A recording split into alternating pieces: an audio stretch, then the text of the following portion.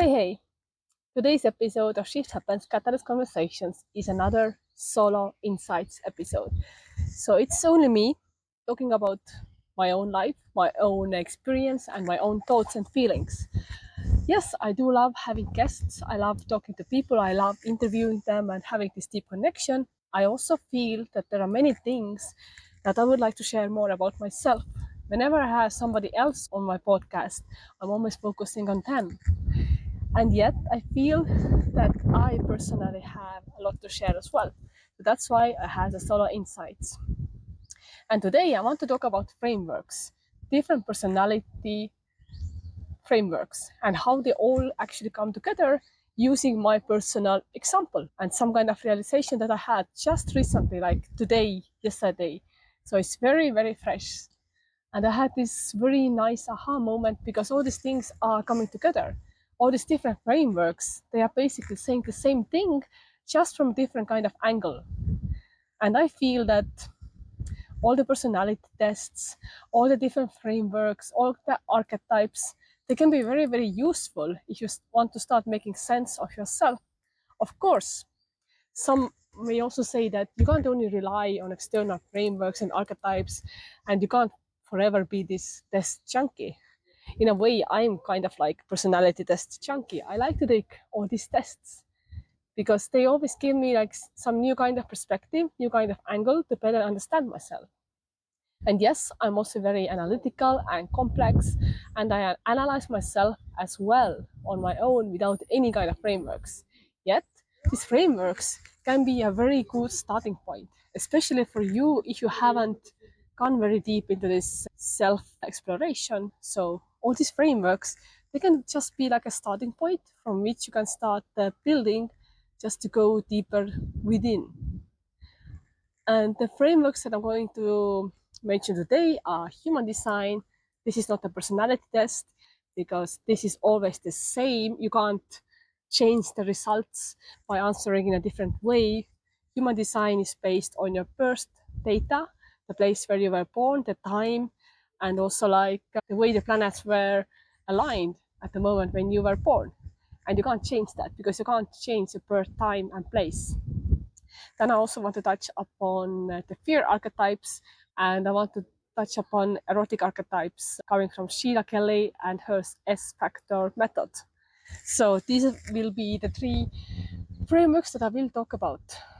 Before I go into my personal example and how these three come together and what was the aha moment for me today, I would still encourage you to find some kind of frameworks that work for you. Just experiment, explore. You don't have to believe all the test results that you get. You don't have to stay stuck in this result yet. It can be a starting point from which you start exploring and going deeper. So when you get some kind of result, you don't have to fully believe in it. You don't have to fully believe that, okay, this is true about me. But this can be something that you question. So if you get some kind of result, okay, you're like, oh yeah, introvert. And you read the description of an introvert, does it sound true for you? Is it actually true? Is this the kind of person that you also think that you are? Does it feel true for you? So do all the tests, read the results, and use it as a starting point to start exploring yourself. And once you have the test results, you can journal about them, you can ask more questions from yourself, you can discuss with other people, and you will learn and explore so much more. So I still feel that tests are a very cool place where to start. And I love the frameworks, I love the personality tests. I'm very often also quoting from them, and I'm also talking to other people about this. So yeah, I like exploring myself through a test. And yet I also know that the truth is always within. Sometimes the test can just be like the prompt that starts getting this truth out of you from a new angle, from a different angle. So what I realized just today, something about my biggest fears, my fear of rejection, and about me in relationships and the way how I express to other people that I like them, which actually I don't. Very often for me, it's so hard to say to somebody that I like him because I'm so afraid of being rejected. I'm so afraid that I don't even use this opportunity to tell somebody something nice, that, okay, I like you, you are an awesome person. And instead of just giving this love to a person, I don't. I just stay quiet. I even get paralyzed around that person because I like him so much. And very often, the guys that I really like, they might never know, unless they have this courage to step forward, unless they see something in me, unless they use their own king energy and they step forward and they give me like some kind of a sign that, okay, they actually like me too. So if I have this some kind of encouragement from the guy, I might actually go in and somehow also let them know that I like him. And yet this is super, super hard for me, just to express somebody that I like him, especially if it's like a romantic interest. And yet I'm also feeling that is also true for me in friendships, even with women, having friendships, just expressing to somebody that, okay, I like you, I want to explore our connection deeper, I want to be friends with you. It is becoming more and more difficult for me. Why is it? I can explain this with my fear archetype. So according to Ruth Sukup, who developed this do it scared method, there are 7 different fear archetypes. I just went back into this because this topic came up just yesterday. And there are 7 fear archetypes, like a procrastinator, people pleaser, excuse maker, outcast, pessimist, self-doubt, and I'm forgetting one of them. But yeah, there are 7 archetypes. You can also take the test on the Do It Scared website. I will put a link in the show notes. And I really encourage you to take the test and also maybe get the premium report to get more detailed insights. The premium report is like $15, so it's not that much. I got myself the premium report. And yeah, as I took the test again just this morning, I got this reconfirmation that my main fear archetype is outcast, 71%. Second for me was people pleaser, and that was like 49. But 71%. And when I have that much of a fear, this was already like in this high that are like low, medium, and high impact. And I have very high impact of my main fear, which is the fear of rejection, which is the outcast archetype. So what does it mean to be an outcast and having this as my main fear? It means that I kind of feel that I live on this lonely island. I'm super alone. And yes, in Barcelona, I have felt the loneliest ever. The city is full of people. There are many communities, many events, and yet I'm feeling my loneliest ever. I'm okay with solitude. I spend happily a lot of time alone. And yet, loneliness, it's different than solitude. Solitude is like just, quality time with yourself. Loneliness is like, I really want a hug. I really want to be close to somebody physically, emotionally, spiritually. And I crave very deep connections. I have deep connections here. I have had them in the 7 months when I lived here. Now I'm just moving out in a few days. And when this podcast is up, it's actually my last day in Barcelona. I've had deep connections in Barcelona, and yet I've also felt my loneliest ever. Because there are just so many options, so many distractions, so many events, so many people. I feel that people here, they don't really connect on deep level very often, or if they do, they just do it for like very short time and then they just move on with other stuff. I get it, people are busy. And yet, for me, this is hard. It's hard to be here, especially because of my main fear of being an outcast. Here, my main fear is triggered a lot. The fear of being an outcast, of being the one who is isolated, separated. I know when I'm in a good place, I feel that, yes, I am amazing. I have this power, I have this impact, and I really feel it. I feel my fire. But for some reason here, my fire is kind of like, but not burning so bright anymore. My fire is, my light has been dimmed. I feel smaller here. And I also feel that it is important to be important. I want to be significant for somebody. I want to be closer to my family, so that's why I'm going back to Estonia. I want to see my nieces growing up. They are 4 years and 6 months old as of now, and I really want to be there. I want to be significant. I want to help my sister raising the children. I want to be the cool aunt who is present and who is available, because for them I feel super significant. In Estonia, I feel less like an outcast. I feel more like I'm making an impact, and I'm really making an impact, and for me this is important. Because I have always known that I was made for bigger things, so this is also coming from my human design. As a manifestor, I'm here to initiate, to be the catalyst, to be the activator.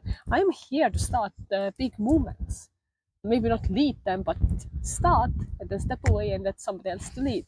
So I've always known that I'm made for something big. And here in Barcelona, I'm feeling super small. I'm feeling lonely. I'm feeling like an outcast. And even if I do have friends, I'm feeling left out. I don't belong. My goal in life has never been to belong. I never wanted to blend in with the crowd. No, I know that I am meant to stand out and be special, do the big stuff and lead and initiate and impact. Yet, I want some sense of belonging. Maybe just belong to a small group, belong to one person, my soulmate, my love, whoever that is. So yeah, I still need a sense of belonging, and here I don't have it.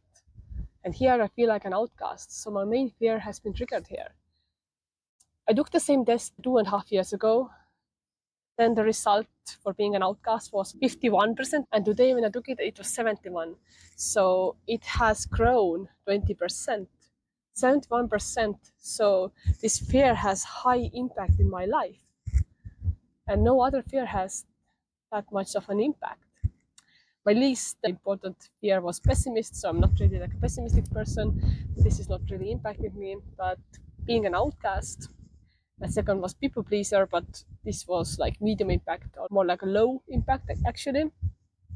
But being an outcast, this is like high impact fear. So it is impacting my life, and it is having some kind of an effect on my life, being an outcast. As an outcast, from the outside, it might seem like that I have all the courage in the world. I'm bold, I just go and do stuff. And yeah, this is true.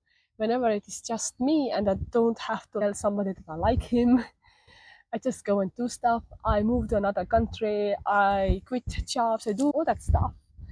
But yet, if somebody else is involved, oh my God, this is super scary. This is super, super scary. This is when I feel like an outcast. So from the outside, an outcast is this bold, impactful, independent person, which I definitely am. And as I was listening to Ruth Sukap's podcast episode on the Mind Valley show with Vision, she also said that outcasts, they also very often like entrepreneurs. So this is like this very entrepreneur kind of fear, being an outcast. There is also this positive side. I can be very impactful. I can be like a bold leader. And yet, under this armor of being independent and strong, there's also this very soft side of me who wants love. I don't want like a big circle. That was also like reconfirmed with this fear archetype test. I don't need a big circle, but I want to have specific people in my life. I want to have my small inner circle, my small inner cozy, cuddly circle in which I feel good. The thing is, I feel overflow of love inside me. I have so much to give, yet kind of here in Barcelona, I don't feel that I have anyone to give it to. Or maybe I think that I don't, because I'm just so afraid to tell people that I love them. And I feel that in Estonia, when I go back home, there will be more people to give my love to. There will be more people who care about whether I live or die and what I'm doing and how I'm doing. There are more people who care about me. And there are more people that I can give my love to, like my nieces, children. It's easy to give love to children. Yeah. So yeah, outcast from the outside might look like this fearless person, and very often outcast people are very fearless in some ways, and yet when it comes to human relationships, there is this issue of trust. So as an outcast, I don't really feel that I can trust people because I feel that they keep just rejecting and abandoning me. And what does somebody like me do? A person whose main fear is that of an outcast. People before people can reject them. So I reject people before they can reject me. I avoid pain by just staying away from people. And this can also mean that I'm not building very deep and meaningful connections, even though my heart just longs for this deep, meaningful, intimate relationship. I find it very hard. In human design, I'm a 2-4. 2 is a hermit, so this solitary person who lives in a cave. And 4 is the connector and networker, actually. So I'm this antisocial, social person.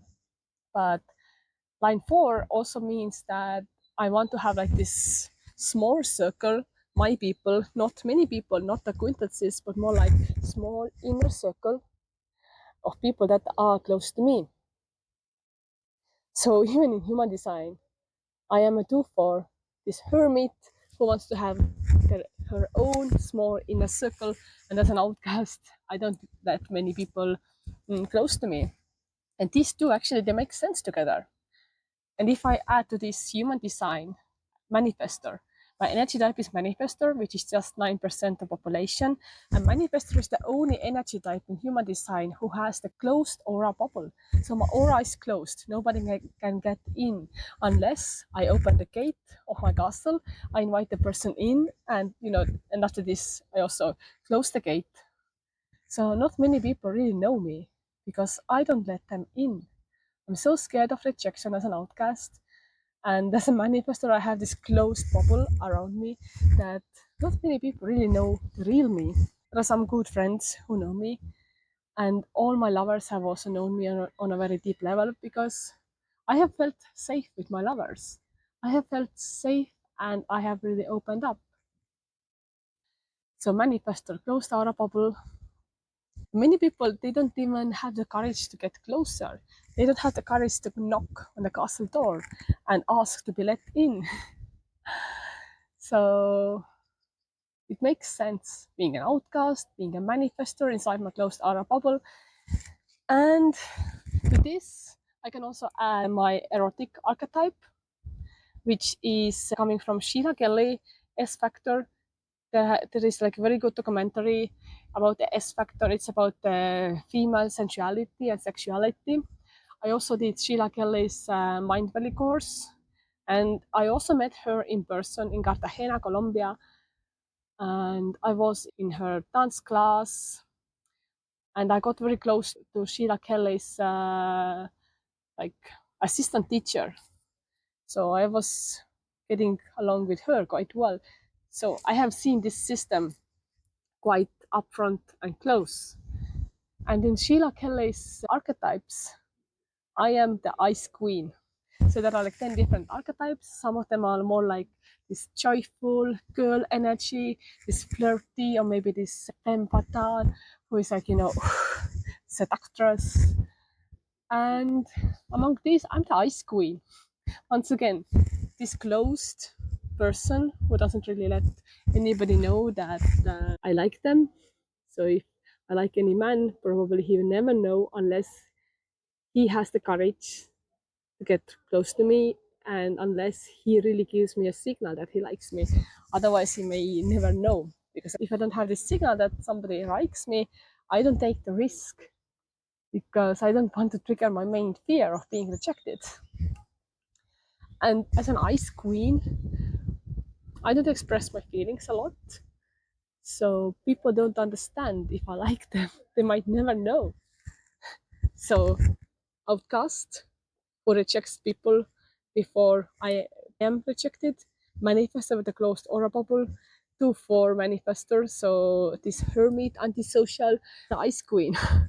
And if you put all this together from these different frameworks, it makes sense why it is so hard for me to express myself, to express my feelings. I can express my thoughts. I can just talk about the abstract stuff and discuss things and just, talk philosophical stuff hours and hours. I can go very deep. I can talk about my secrets and stuff, and go talk about my traumas, my wounds. And yet, if I really have to like address somebody and tell him, I really like you, I care about you, it's like, oh my God, I just want to die. And if I tell somebody that I like him, I just often feel like I just want to throw up after this. I want to throw away my phone. If I did it via text message, I just want to hide because I'm so afraid of the answer. I just want to throw up. I just want to die. I lose my power. I lose my energy. I get so paralyzed because I'm so afraid that I'm not liked. My rational mind knows that it doesn't matter if one guy doesn't like me. It doesn't matter. There will be more. There will be others. The world is full of people. Yet, on an emotional level, it's so painful. And where is this coming from? For me, I feel this is coming from my core wound. So, my core wound of rejection. Before I was even born, my father already abandoned me. Yes, he was in my life afterwards, and he was like a very good father.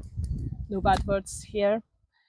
And yet, when my mother was pregnant, he just left, and he didn't come to see me before I was 2 years old. So even before I was born, even before he got to know me, he decided to reject me. And I feel that this is also the reason why all my life I have been this overachiever, type A, always doing so many things. Yes, I love to do all these things. And yet, on some level, I also feel that it's about proving myself, proving that I am worthy, I'm worthy of love. Just please love me, Daddy. So the first man who ever abandoned me was my own father, my own blood. And this really hurt me, that he wasn't there when I was born, even though he was there afterwards. And maybe that's why we didn't get such a bond that my sister had with my father. They had a deeper bond because he was there from the beginning when she was born. And yeah, this still hurts me. It's still coming back sometimes.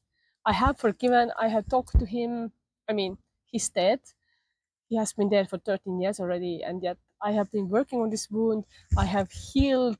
I have got so much better, and yet this keeps coming up because I feel that this is my core wound, the father wound, being abandoned before I even got into this world.